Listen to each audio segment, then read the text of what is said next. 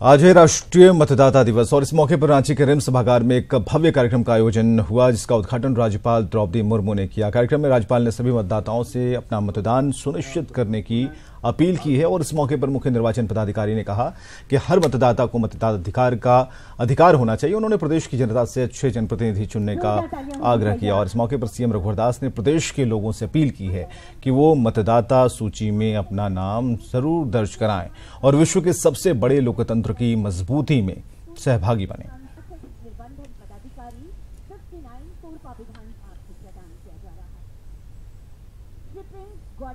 Offices या government या non government सभी ऑफिस बंद रहता है। हम लोगों को जाना चाहिए। एक दिन का दिन हम लोगों का दिन होता है, ये राष्ट्र का दिन होता है। इसी के लिए जो लोग जो महान विभूतियों में इतने लड़ाई किए थे, इतने काम किए थे, दिन रात परिश्रम के बाद सबसे बड़ा लोकतंत्र भारत ये पूरा दुनिया में ये बनाए हैं, उनको सम्मान देना भी, उनके काम को सम्मान देना भी हम लोगों का कर्तव्य बनता है।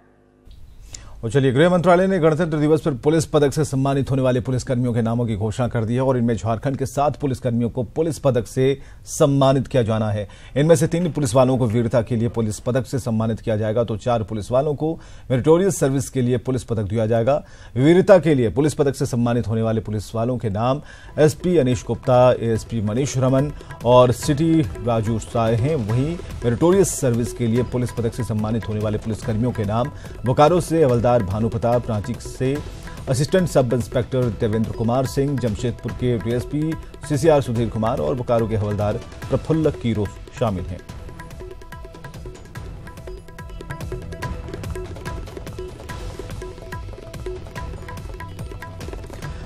और चलिए, बड़ी खबर आ रही है दुमका से, जहां शाम 5:30 बजे मुख्यमंत्री रघुवर दास की प्रेस कॉन्फ्रेंस है। दुमका राजभवन में मुख्यमंत्री प्रेस वार्ता करने वाले हैं।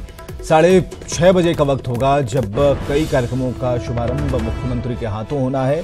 जय हिंद प्रशिक्षण समेत कई कार्यक्रमों का शुभारंभ होगा और राजभवन में मुख्यमंत्री रात्रि विश्राम करेंगे। और पंचम में फोन लाइन पर अभी तक जो कार्यक्रमों की सूची हमने आपको बताई है, इसके अलावा पंचम क्या अपडेट है?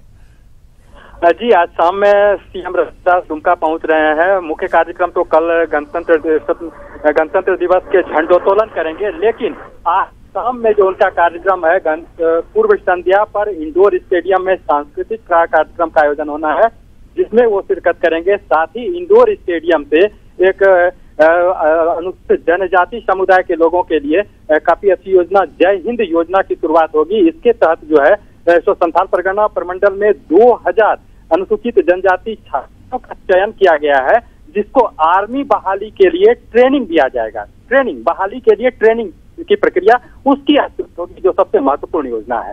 जी विवेक। चलिए, बहुत बहुत शुक्रिया इन तमाम जानकारियों के लिए। तो दुमका में जो कार्यक्रम है मुख्यमंत्री का, उसकी जो लिस्ट है वो हम आपको दिखा रहे हैं, बता भी पा रहे हैं कि 6:30 बजे कई कार्यक्रमों का शुभारंभ करेंगे मुख्यमंत्री रघुवर दास और इसके अलावा जय हिंद प्रशिक्षण समेत कई कार्यक्रमों का शुभारंभ होना है आज की तारीख में और राजभवन में रात्रि विश्राम का भी कार्यक्रम है।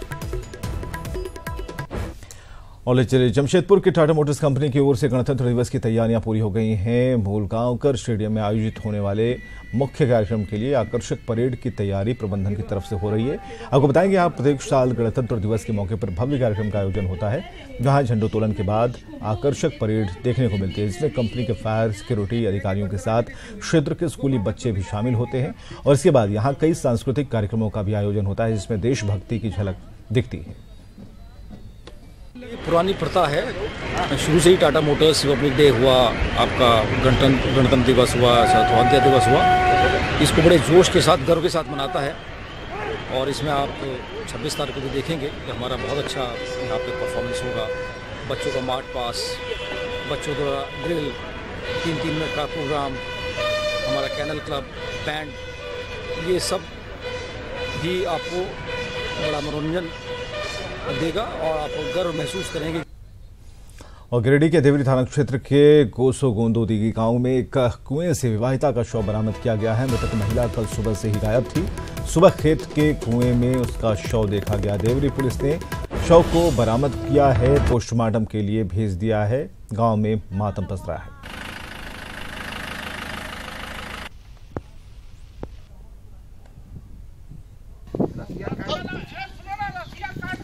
और धनबाद से आज की बड़ी खबर, जहां एसीसी सीमेंट फैक्ट्री हादसा मामले में एसीसी प्रबंधन और यूनियन के बीच सहमति बनी है। प्रबंधन ने मृतक के परिजनों की मांग को मान लिया है। मृतक के परिजनों को 13 लाख का मुआवजा कंपनी देगी। इसके साथ ही मृतक के आश्रितों में से एक को स्थायी नौकरी भी दी जाएगी। परिजनों को आज एग्रीमेंट की कॉपी दे दी जाएगी और प्रशासन की पहल पर देर ही रात ये वार्ता हुई थी। और धनबाद की सिंदरी सीमेंट फैक्ट्री में गुरुवार को भीषण हादसा हुआ। फैक्ट्री में काम के दौरान सैला गिरने से 3 मजदूरों की मौत हो गई। इसके बाद आक्रोशित लोगों ने एसीसी सीमेंट फैक्ट्री में हंगामा किया है। गुस्साए मजदूरों ने फैक्ट्री में तोड़फोड़ की है। मजदूरों ने फैक्ट्री प्रबंधन पर सुरक्षा में लापरवाही का आरोप लगाया और मुआवजे की मांग की।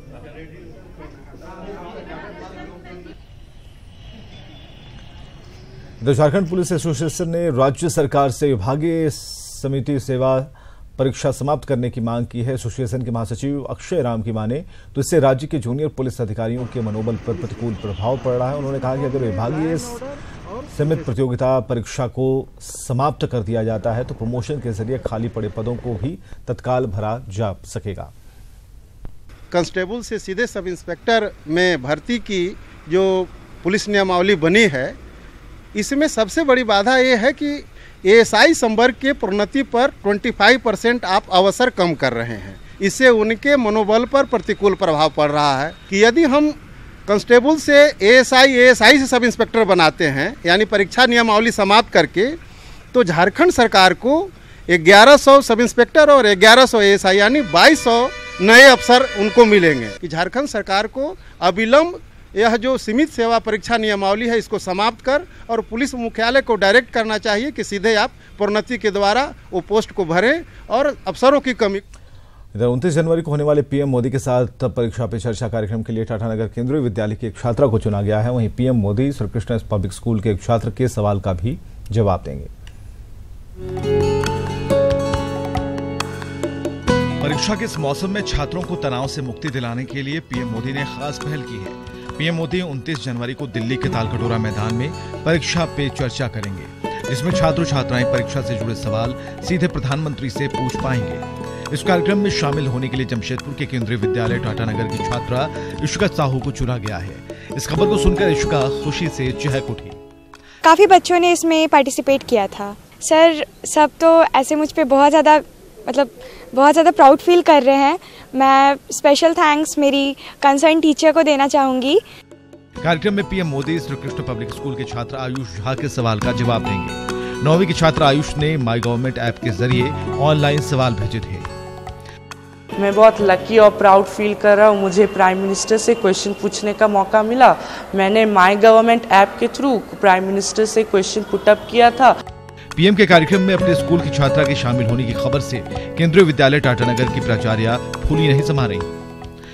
कैसे मैं व्यक्त करूं, इतनी खुशी हो रही है, साथ साथ इतना गर्व महसूस कर रही हूं कि केवी टाटानगर का कम से कम चलिए एक बच्चे का तो सिलेक्शन हुआ। परीक्षा के मौसम में छात्र छात्राएं अनेक मानसिक और भावनात्मक समस्याओं का सामना करते हैं। ऐसे में उनके तनाव को कम करने के लिए पीएम की ये पहल वाकई काबिले तारीफ है। इससे न सिर्फ बच्चों का मनोबल बढ़ेगा बल्कि वो अपने सपने को भी साकार कर पाएंगे। जमशेदपुर से न्यूज़ 18 के लिए आशीष कुमार तिवारी की रिपोर्ट।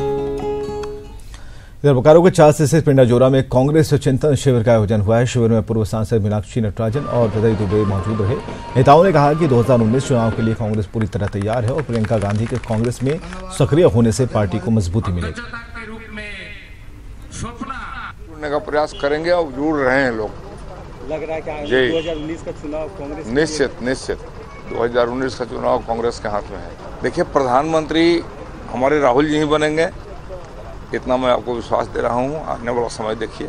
उसमें हमारी कोशिश ये है कि जो 2019 का चुनाव घोषणा पत्र बन रहा है उसमें सभी आम लोगों से, चुने हुए जनप्रतिनिधियों से, पूर्व जनप्रतिनिधियों से और पार्टी के कार्यकर्ताओं से, पदाधिकारियों से सुझाव लिए जाएं और उसको एक जन घोषणा पत्र का स्वरूप प्रदान करते हुए उसको घोषणा पत्र में शामिल। पूरा विश्वास है कि कांग्रेस के अध्यक्ष आदरणीय राहुल जी के नेतृत्व में कांग्रेस के प्रति सबका विश्वास, धीरे धीरे जनता का विश्वास और समर्थन दोनों मिल रहा है। इधर जगदलपुर के जेएमएम विधायक शशिभूषण सामंत ने NH 75 में सड़क किनारे पेवर्स ब्लॉक बिछाए जाने को जनता के पैसे का लूट बताया है।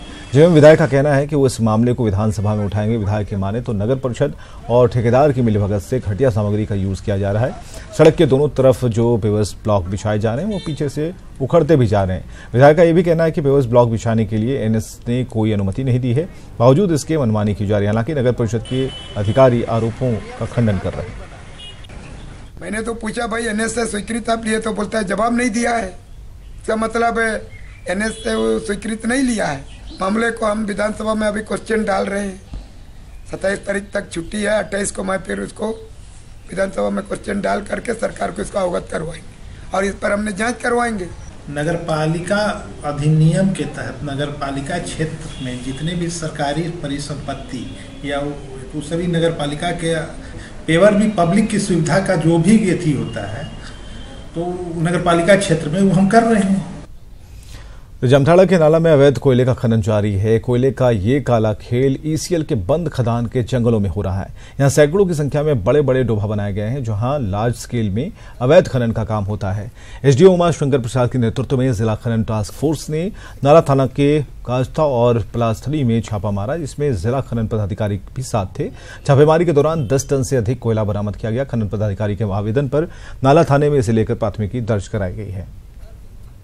देखिए, वो कुआं खदान के पास में खदान करके इलीगल माइनिंग लोग कर रहे थे और उसमें आदमी लोग भी थे, लेकिन हम लोग की गाड़ी देख के हम खनन पदाधिकारी जुनू मिश्रा CO साहब से सभी कोई थे, पुलिस पदाधिकारी लोग थे, तो हम लोग को देख के वो लोग भाग गए। तो देखे हम करीबन 5 टन कोयला बोरा में करके मैंने निकाल के ये लोग बोरा में पैकिंग कर रहे थे 3 जगह से, तो हम लोग उसको सीज करके लाए।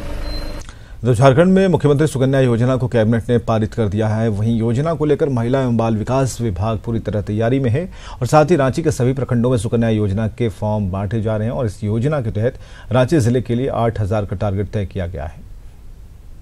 नई योजना में हमारे यहाँ सारे विभिन्न प्रखंडों में सारी सेविकाओं की इसमें बैठक की गई है, ट्रेनिंग की गई है और फॉर्म्स जो सुकन्या योजना का जो विहित प्रपत्र था उसको बांटा गया है और 3 दिन की छुट्टी के अवकाश में छुट्टी रहने के बावजूद भी सारी सेविकाएं और हमारी महिला पर्यवेक्षिका इस कार्य में लगी हुई। झारखंड में राजनीति के केंद्र में आदिवासी समुदाय प्रमुख स्थान रखता है। इन्हें रिझाने के लिए तमाम प्रयास होते हैं। आदिवासी समाज को नजरअंदाज कर कोई राजनीतिक दल झारखंड में राजनीति नहीं कर सकता। चुनावी वर्ष में सारे दल इन्हें ही केंद्र में रखकर राजनीति कर रहे हैं।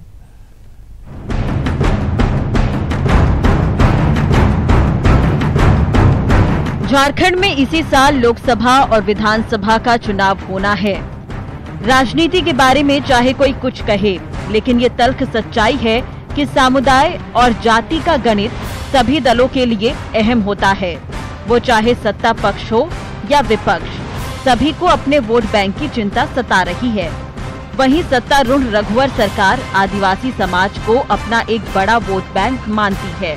यही वजह है कि समाज के लिए योजनाओं की झड़ी लगी रहती है। इतना ही नहीं, सूबे की रघुवर सरकार अलग से बजट भी पेश करती है। देखिए, कांग्रेस और विपक्ष के लोग लगातार उसको वोट बैंक की तरह उसका इस्तेमाल किए हैं। भारतीय जनता पार्टी उनका आर्थिक और सामाजिक और राजनीतिक विकास हो, इस दृष्टि से काम करती है और हम आदिवासी समाज को वोट बैंक नहीं समझते। झारखंड में लगभग 27% आदिवासी आबादी है। यह आदिवासी पहचान वाला राज्य है। बीजेपी का मानना है कि वह आदिवासी समाज की सबसे बड़ी हितैषी है। इसके लिए अलग से मंत्रालय भी पूर्व प्रधानमंत्री स्वर्गीय अटल बिहारी वाजपेयी ने बनाया था। अटल बिहारी वाजपेयी ने अलग से जनजातीय विभाग का गठन कराया था। तो निश्चित तौर पर चूंकि यह समाज बरसों से पिछड़ा है, विकास की मुख्य धारा से नहीं जुड़ पाया है, इसलिए निश्चित तौर पर इसके सर्वांगीण विकास की बात भारतीय जनता पार्टी की सरकार लगातार करती है और आप देख रहे हैं कि लगातार जो परिणाम है वो बहुत अच्छे मिल रहे हैं। बीजेपी को लोकसभा और विधानसभा चुनाव में इस समुदाय के समर्थन की पूरी उम्मीद है। लिहाजा राज्य सरकार भी पूरी कोशिशें कर रही है कि इसका लाभ मिले। लेकिन ये तो आने वाला वक्त ही बताएगा कि बीजेपी को कितना इस समाज का फायदा मिलता है। रांची से न्यूज 18 के लिए राजेश कुमार की रिपोर्ट।